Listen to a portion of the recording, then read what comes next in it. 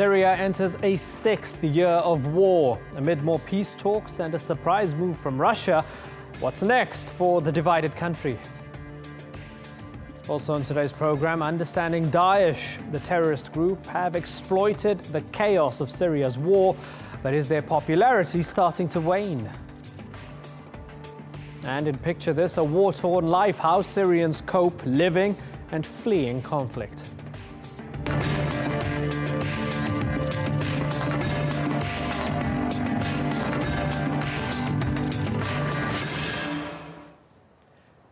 Hello and welcome to the Newsmakers with me, Imran Garta. As Syria enters its sixth year of war, could the sands of conflict finally be shifting? Russia's President Vladimir Putin has ordered the withdrawal of his forces from Syria. Already their warplanes are leaving the conflict zone. It's a move that has surprised many, baffled others, and prompted speculation that all may not be well with the alliance between Putin and Bashar al-Assad. But what does it mean for the future of the war-torn country? As peace talks in Geneva enter a second day, could Russia's so-called withdrawal pressure the Syrian government to engage in talks?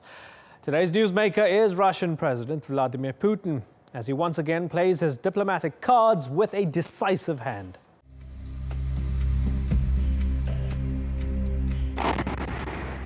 It's a war that's killed more than 250,000 people, and more are dying almost every day. An uprising against a president has failed to remove him from office. The world's leading military powers have been pulled into the conflict, and radical groups have flourished despite international efforts to stop them. Last night, on my orders, America's armed forces began strikes against ISIL targets in Syria.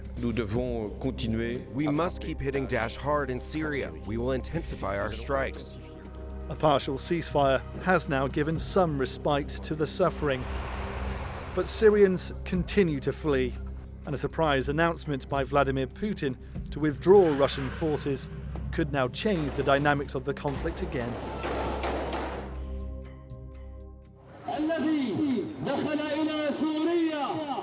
In parts of Syria, the guns have stopped firing for now. The lull in fighting has lasted for over 2 weeks. This crowd in Duma is calling for Bashar al-Assad to leave. 5 years since the uprising began, the people's passion for change is the same. But some fighting is still going on. This is a residential area being shelled in Damascus, and these people have been injured. Opposition fighters and the regime blame each other for the continuing violence. Some aid deliveries are now getting through, though. The United Nations and other agencies have been delivering basic goods to tens of thousands of people in besieged areas, but many aren't getting any help at all. At the UN's Geneva headquarters, there are again attempts to restart peace talks. After 5 years of diplomatic failure, there now appears to be a real desire to end the war, but officials say time is running out. As far as I know, the only plan B available is return to war, and to even worse war than we had so far.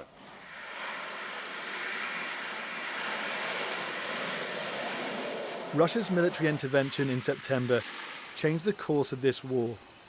Its ally Bashar al-Assad had been losing ground, and the Russian air campaign tipped the balance back in favour of the regime, allowing it to recapture territory.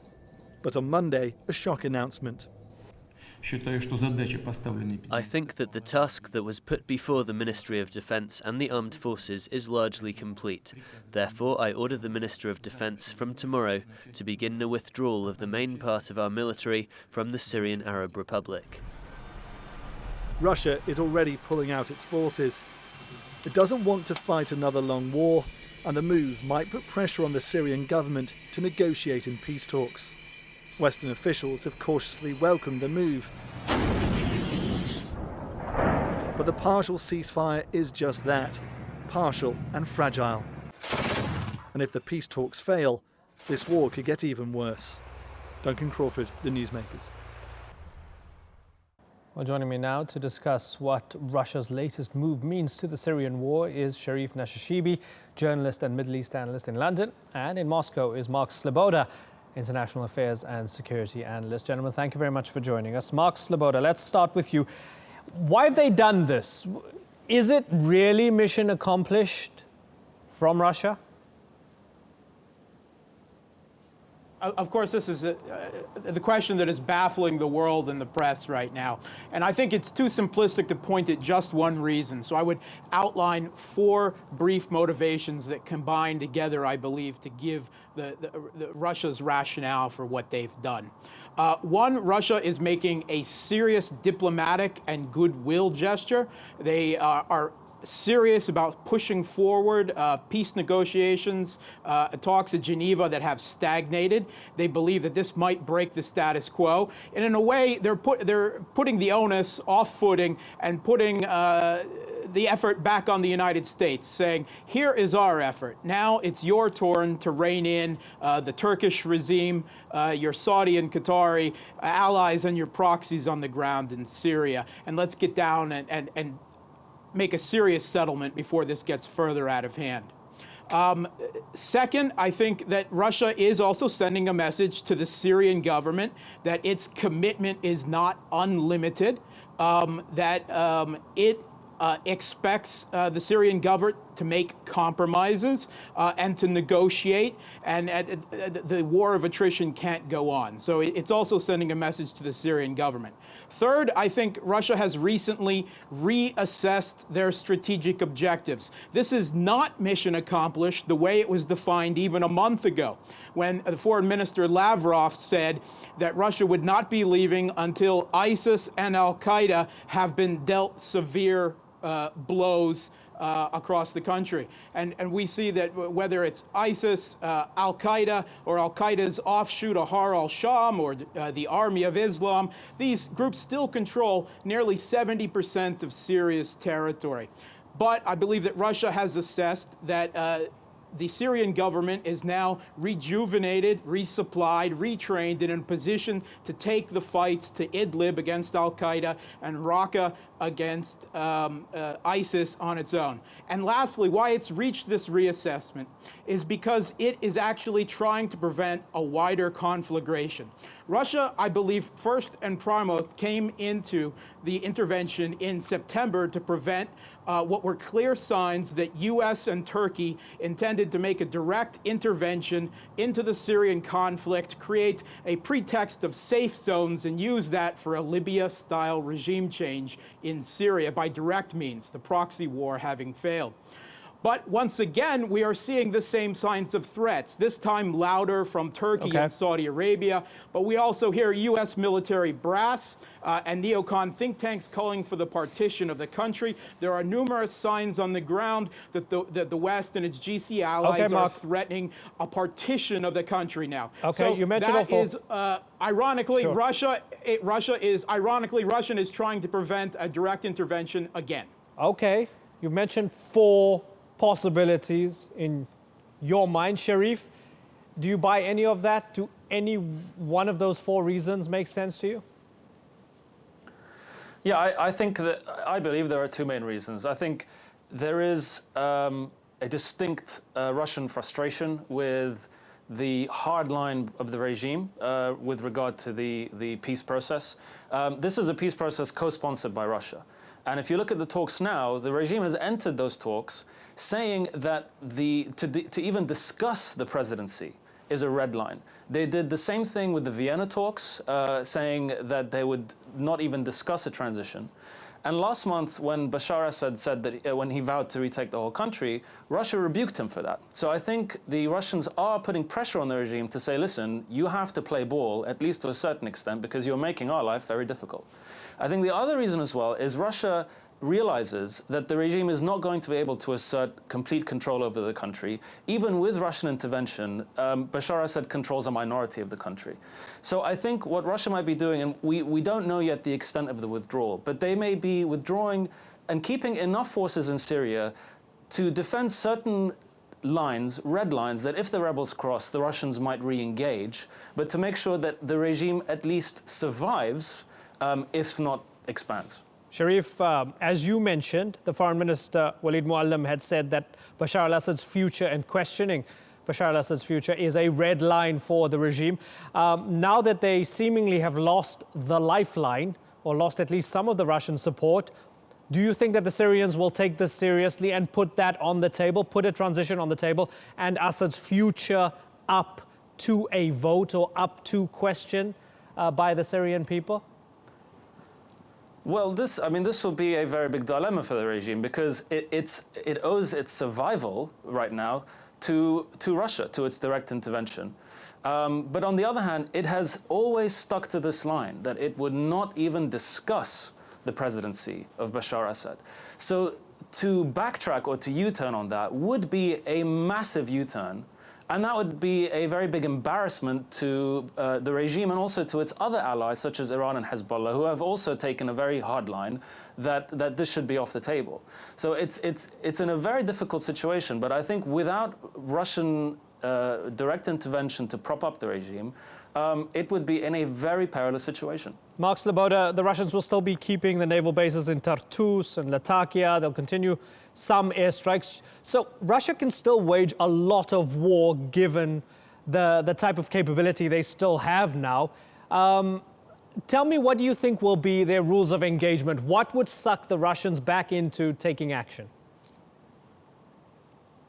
Yeah, I think we've actually seen very recent signs, announcements for the Russian government that they intend to reduce their troop totals in Syria down from about 5,000 now to less than 1,000. This is about 800 troops, which is really barely enough to provide security for the bases, provide drone reconnaissance, enforcement of the so-called cessation of hostilities, which I don't have a lot of faith in for obvious reasons, and perhaps a bare minimum of airstrikes. We've already seen Su-34s heading home. That was just in the first total. By now, we should be seeing more. So I think this drawdown is a lot more substantial than most people, including myself, originally thought.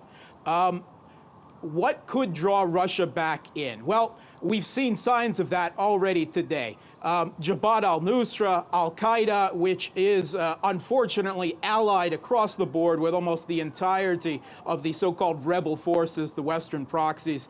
They use various euphemisms, marbling, in close proximity, but Western proxies are in alliance with al-Qaeda. This is extremely problematic, and al-Qaeda has promised, with the announcement of the Russian withdrawal, a new, larger offensive. And this is already pointing out what I think is a tragic mistake by Russia. This is a strategic mistake and a danger to its own national security. We've also seen Saudi Arabia announce that their decision whether or not to put troops in to invade Syria on behalf of its proxies will not be affected by Russia's withdrawal.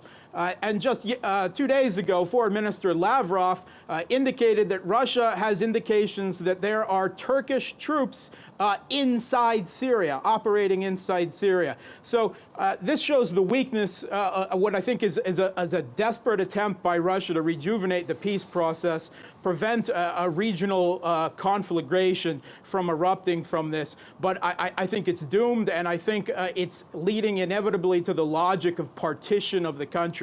Because I just don't see whether we're talking al-Nusra, Ahrar al-Sham, they're serious peace negotiators. Okay, you made your point. Sharif, do you think that this is going to create more trouble? I mean, there seems to be a fragile ceasefire holding, but Mark is not very optimistic about what comes next. Well, I'm not optimistic either about the ceasefire lasting, simply because it cannot survive in a diplomatic vacuum. And unless the regime changes its stance and is actually willing to seriously put the future of Bashar Assad and the regime on the table, unless that happens, these talks will fail and a ceasefire or cessation of hostilities will collapse. But I think the Russian intervention was doomed from the start. I think the thinking may have been that by now the regime would have progressed more than it has against rebel groups, but it hasn't. And I think the realization in Moscow now maybe that the only way, if they really wanted to turn the tide, would be for a Russian ground invasion of Syria, which Moscow would not countenance. So I think they've realized that the alternative is to remain in the Syrian quagmire for the long term, or to actually put pressure on the regime and say, listen, our support is not unconditional, and you have to help us reach a solution. So I think this is a calculation by Russia that it may have entered the war under conditions that are now not realistic, and it is reassessing its situation. Final question for you, Mark. How is Moscow selling this pullout to the Russian population? How have they sold this over the past few hours? Yeah, well, the way they're selling this to the Russian population is that they feel that they have done enough, they have achieved their objectives, and they are pushing forward the peace process. And Putin very clearly spelled that out, that we are the ones who are pushing forward the peace process, and now the onus is on the other side to respond. And I think the Russian people have been incredibly supportive of this campaign so far. They understand the national security threat that any kind of Islamic state or caliphate of any variety, some kind of Saudi-dominated Salafistan in eastern Syria, represents to Russia's national security. They've dealt with the threat of terrorism for decades now, and they realize how close to their borders that would be. But I think when we come back to the question of al-Qaeda, yes, we have seen a recent lovers' spat between Division 13 and the al-Qaeda al-Nusra forces. But we have to be realistic about this. Okay, but you Western made press, the point. Including our colleague, have presented that alliance but you with made the point al-Qaeda and on he the field is responded no to it. problem. No, but you, come on, Mark, you made the point and he responded to it. When I served in the military, al-Qaeda was the enemy. Now they're the ally of our proxies. What is wrong with this world, I have to ask? What has our president led us into a very, very dark place? Okay, Mark and Sharif, unfortunately, we're out of time. Thanks so much for coming on for this segment, gentlemen.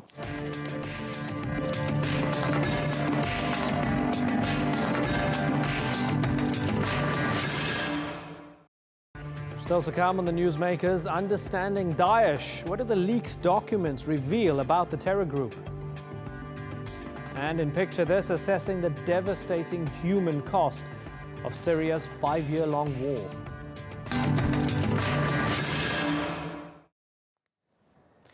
Counter-terrorism experts described it as a major breakthrough in the fight against Daesh. Thousands of documents that appear to list volunteers who have signed up to the terror group have given intelligence agencies a unique insight into the motivations of who makes up Daesh and just what motivates them to join. The information was obtained after a former member escaped with the information on a memory stick. And as Gracie Jerome reports, security analysts say the revelations could be a game changer in bringing down the group who have exploited the vacuum created by Syria's ongoing war.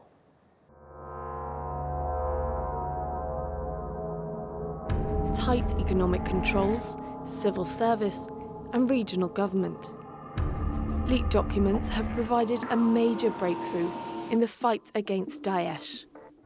They've also given unique insights into the operations of the terrorist group. The questionnaires reveal the name of 22,000 recruits across 51 countries, details of their families, and levels of religious education. Many names were previously unknown to intelligence services. Many of them have been to every jihadist hotspot that you can think of in a single trip, starting in Tunisia, going to Libya, Somalia, Pakistan, Afghanistan, through to Europe, Belgium, France regularly, and then to Turkey and into Syria. So they weren't on watch lists, and they weren't stopped, clearly, because they were able to travel quite easily. Daesh rose out of the flames of Syria's civil war and the chaos of Iraq's political standoff. By mid-2014, it captured swathes of territory across both countries, declaring a so-called caliphate. Its army grew under the command of former military generals, accruing weapons from defeated enemies. Daesh is believed to be one of the world's wealthiest terror groups, with funding sources including crude oil, taxes, private donors, and hostage ransoms. It operates a slick social media and propaganda campaign, attracting more than 28,000 foreign fighters, at least 5,000 of them from the West. It even claims in this propaganda video to have a health service modelled on the UK's NHS. But recent defeats on the ground have weakened the group and its appeal. Reports suggest growing disillusion among its members, including the former Daesh fighter who leaked the latest documents. I want to say to people on the inside of the organisation is a lie. It is not Islam. There is nothing that ever follows the Sharia or Islam. It's far from Islam. Well, joining me now to try and understand just how Daesh operates is Shiraz Maher. He's a writer, analyst and research fellow at the International Centre for the Study of Radicalisation in London. Thanks a lot for joining us, Shiraz. Do you believe that these documents are authentic? I think the documents are certainly authentic, at least the information contained with them. There's a certain level of detail that couldn't have been forged per se. There is, I think, some dispute quite legitimately about just how the files exist, whether they've been manipulated maybe or something like that. But certainly when you strip it away to the bare bones of the data itself, I think that does tell us something new. They seem to be incredibly thorough, very bureaucratic. Now, just broadly speaking, from an organizational structure, there's this image of them as an organization just sort of rampaging through the desert, chopping off of heads and massacring people. That underestimates them, doesn't it? Because this is a very solid and organized, scary political movement, is it not, Shiraz? I think anyone who thinks that this is some kind of purely whimsical or purely barbaric organization with no other dimension to it has misunderstood the nature of Islamic State as a movement. Yes, it is barbaric. Yes, it is nihilistic. But behind all of that, it has a thought-out strategy. Even its violence is considered. And in that sense, like any fascistic organization we've seen throughout history, they are very adept at maintaining records. They create a bureaucracy. They have their own internal structure and system. And of course, that's one of the reasons why they were able to pull ahead of other competing rival groups in the Syrian conflict, insofar as they were able to sort of professionalize their military service, as it were, whilst other groups were still ragtag rebel movements. Now, what do the documents tell you about the individuals, their biographies and their motives? The documents themselves don't share a tremendous amount. Anyone who's saying that this is, for example, a game changer, that this poses some sort of existential threat to Islamic State, I think is overhyping the significance and value of these documents. There is two things within the documents that I think are very important.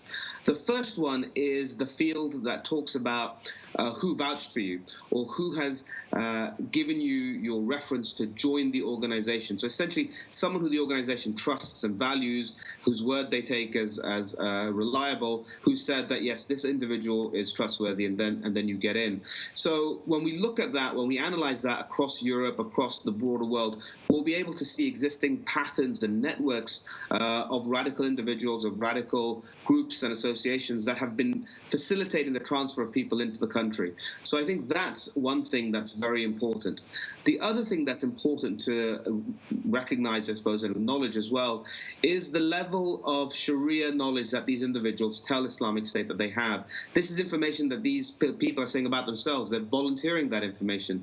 And in the vast majority of cases, they're saying that they do not have anything more than a basic understanding of Islam. And I think that's very important for the public debate when we consider the broader discussion that's had about, just how Islamic is Islamic State. Well, it's very important that we understand these are not individuals who have a particularly sophisticated or profound understanding of the religion. Once they are spending time with Islamic State, yes, they are imbibing this doctrine, they are embracing it, and they are unfortunately practicing it to its most barbaric extremes. Shiraz Maher, great to talk to you. Thanks for joining us.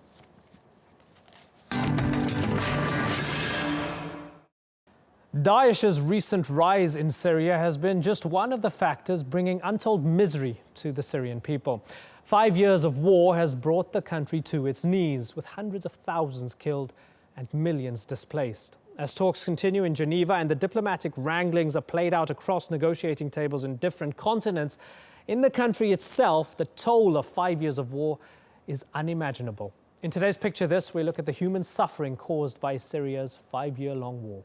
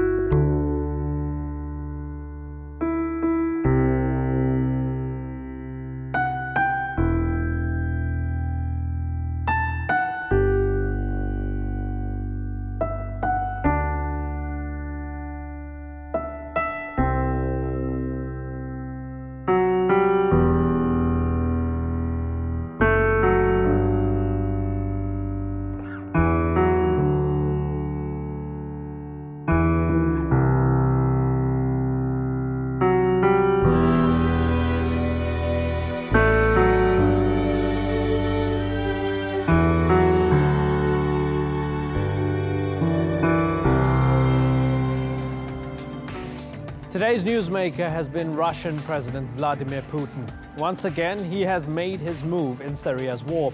As unexpectedly as he joined the fight, he's now removed his forces. That's prompted rumors of a rift between these two, Syria's Bashar al-Assad and Vladimir Putin. But they say the withdrawal is by mutual agreement. As Syria's war enters its 6th year and a cessation of hostilities largely holds, could we be seeing moves towards a renewed push for peace? You've been watching this edition of The Newsmakers with me, Imran Garta. As always, thank you for watching. See you soon. Bye-bye.